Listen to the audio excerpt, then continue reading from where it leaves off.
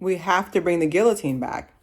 What that man did to those kids, like, the Juliton needs to make a comeback. Like, I'm going to skip my intro today. Today, we're going to be talking about I Married a Monster, basically by Isis, who's a content creator. Let's do a brief recap, and then I'll go into the main topic, which is the fact that social media needs a delineation of what's real and what's fake. Basically, we're going to use a euphemism as stealing, trigger warning, okay?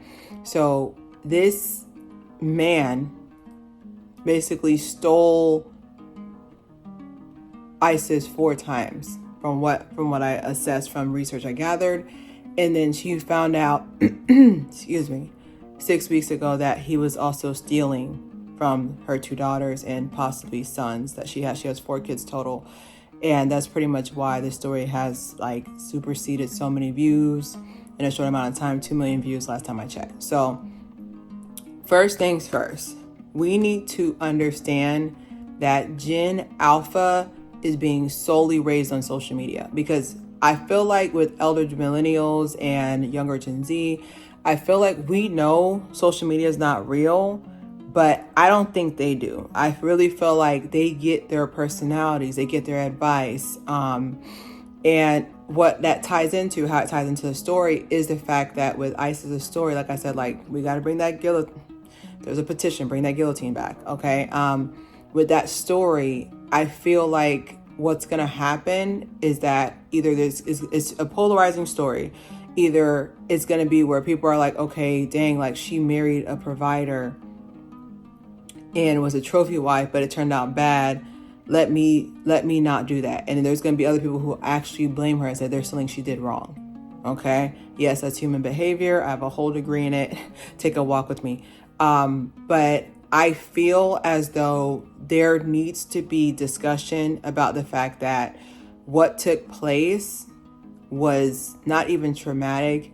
It was horrific. I feel like there needed to be some level there that I wish she would have put a disclaimer. Like I said, I'm not here to victim. I just wish that she would have put a disclaimer. Hey, the following events that I'm about to describe are, rated, NC-18, or even if she would have been like, hey, I just want to let y'all know, people who look up to me, who follow my channel, because like the premise of her channel is to get a provider, is to get somebody a sugar, like, I'm gonna say sugar baby, but like pretty much get to that status of trophy wife, and to not have to worry about anything. And if you have kids, like, cause she was a single mother of 2 before she met him. So it's just basically like she wanted to basically be that point of reference for people to sit there and understand that, you too can get out of being a single mother. And,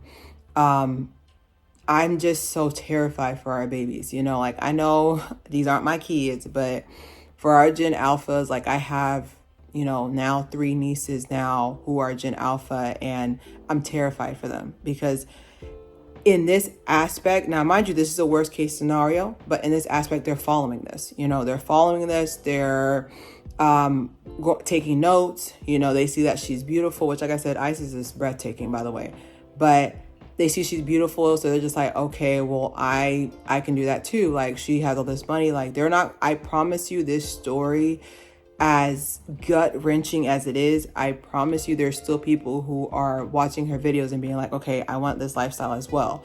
Like, one thing I learned from social media is just that y'all will skid past and dang near, hopscotch around real issues because you see the positive. Like, at the end of the day, I don't care how many Louis Vuitton, Chanel, Dior she has. This is a serious situation that is going to have life-altering long-term events that would, like, long-term effects that will affect her in the future.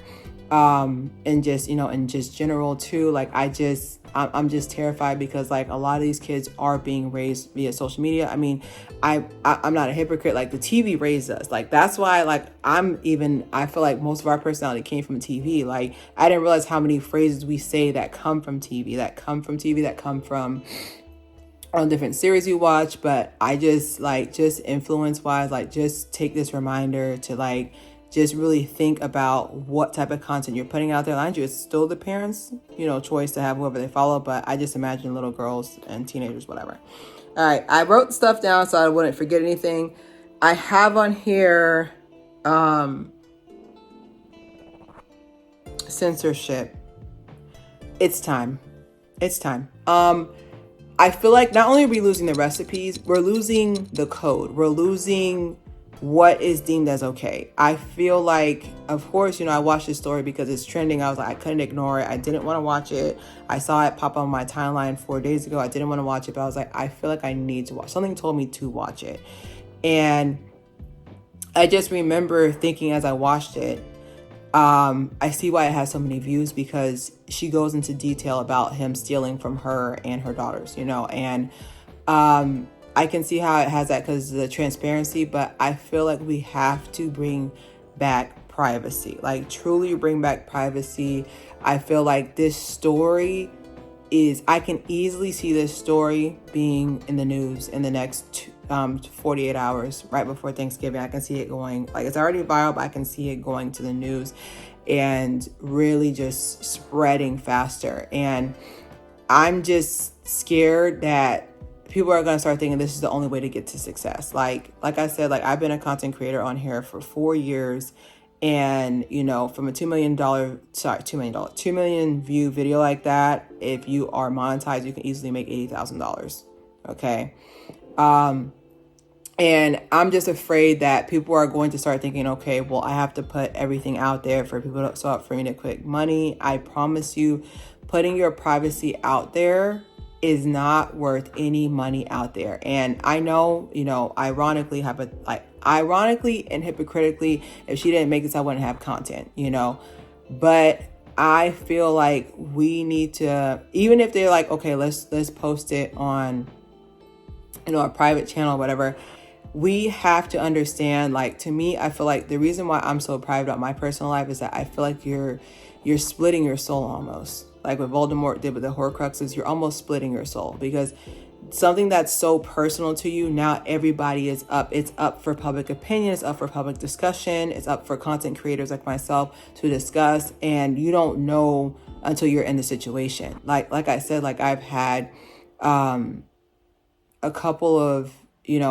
friends that have, been in DV situations, and it's a whole different, like, the psychology behind it. I could write a thesis and I'm just getting started. Like, the psychology behind DV domestic violence relationships, like, it's crazy. And if I could be frank, and I could be reaching, but I promise you, she's still with him. Now, living in the same house, probably not, but she's still with him, because me personally, if a situation like that, heaven forbid, happened to me, I'd be in the corner. If I was telling everybody, I'd be in the corner, hoodie up, no makeup on, glasses to the side. Like, I'd be like, hey, y'all, let me tell you about this story. I wouldn't have full on makeup on. And that's not to sit there and say, hey, she wanted to look presentable because she's, 2 million people have seen her face now. But me personally, it shows that she still has to perform for him. The thing about being a trophy, the psychology behind a trophy wife is the fact that he sees you as a tool. You're a tool. You're a tool. And what happens when a tool starts getting dull? They get a new one, and that's after they put that tool through so many just tumultuous events before they're just like, okay, I need a new tool, and typically men do not leave a relationship until they have another job lined up. They have another woman lined up, pretty much. So I feel like she's still with him. Something so sinister in the fact that he didn't think twice. He didn't think twice that this was not going to come back to him, and it's just crazy to me that, like, we know so much about these people we don't know anything about. Like, I truly feel like privacy needs to come back. Privacy needs to come back. Empathy needs to come back. All these things need to come back. But privacy, like, there's a difference between being private and being secretive. Secretive is just like, oh, nobody knows I have 3 kids or whatever. Private is like, hey, I'm not posting my kids on the internet because I don't know you. I don't know these people, but there's something not right with how the video was filmed too. Like, just looking from body language, I'm a little nervous for her from revealing this information. Just from what I've known and what I've studied when it comes to DV, like, he's not going to let her get away with this, you know? So I'm just praying for her that's not it. My final point that I have on here is that there's something that needs to be said here. And that's the fact that when it comes to being a trophy wife, or when it comes to when a man's in charge of the finances in totality, you have to, as a woman, you have to see what is important to you. Okay. You have to see what's important to you. So, like, is not working important to you? Okay. You know, then there's always, I feel like what's happening is that people are going to the internet. This is my overall review, is that people are going to the internet for shortcuts. All right. Shortcuts for how to make apple pie. Yes. Shortcuts for how to get your gas to last a little longer. Yes. But shortcuts on your lifestyle. No. Like, I would never, that's one thing I would never get advice on is not relationship, but like just lifestyle advice. I would never get advice on, because every human is different. Like, I know some people, not to reveal their names, but I know some people where, like, the man pays all the bills, but he also expects you to look the other way. Okay. I know some people that, because if I say certain things, y'all gonna know who I'm talking about if you're in my circle. I know some people that their man, they go 50-50 with their man, but she has more say in what takes place, you know? So there's also situations where I know a person that she can work if she wants to, but he pays all the bills. So if she wants to put that into her business, her side business or whatever work, she pays all the bill. Like, it's really on what's important to you. Like, I feel like a lot of the time that people do not understand that, yes, stuff can be black and white, but there's more gray area than black and white. Okay. So when it comes to, like, okay, I'll just be a trophy wife and I'll have these things, like, there's things that come with that, you know? Like, this was an age gap relationship, about 20 plus years, 20 years senior to her age. Like, it's scary to know, like, think about that. Like, I'm 33 and I couldn't imagine having a conversation with an 18-year-old that didn't have me scratching my head, you know? Like, yeah, okay, like, you guys are obsessed with the kitchen. Ooh, let them cook. I don't know what that means. I'm being funny. But I couldn't imagine having a conversation. I couldn't imagine that man leading me too. Like, me, I'm a person that, yes, I'm very headstrong, but if you're a very masculine, you know, appropriately masculine man, I will follow you off a cliff. Okay, if I can trust that you will lead me correctly.